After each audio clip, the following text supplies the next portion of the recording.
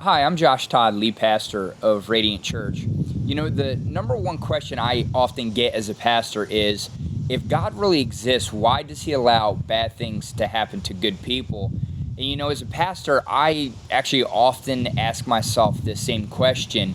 It was not too long ago, a couple years ago, where I really toiled with this question in my own life. It was about 6 months after we had started Radiant Church, and I was having some health issues, and I went to the doctors, and I thought he told me that I'd have some stress, or that I needed to take some time off. And as I went to the doctors, they actually did a CAT scan, and they came back and they found a 4x2 lump in the linear part of my left lung. And they said, it could be something really nasty. It could be something terrible, but we don't think so. So they sent me for a PET scan.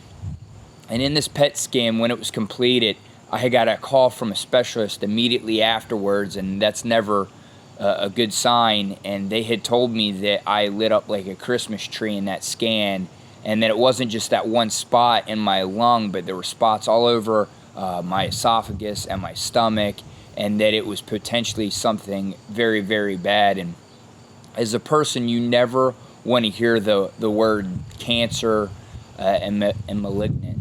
And I went and got a second opinion, and they told me, well, it's probably not cancer. And as they looked at the Metro scale and the different scans, they agreed that it probably was. And after the fourth specialist I had gone to, they had told me basically that I had a month left to live, and to make sure that I had my stuff in order. And I struggled with that very deeply. I didn't understand why God would send me to the south end of Philadelphia to plant a church where there aren't a lot of churches, and where no one's planting churches, and where there's a lot of darkness, and where we were seeing God move in an incredible way. And I toiled with that. But in this process, I learned that the struggle is real. And I learned more about God than I had ever in my 16 years ministry before that.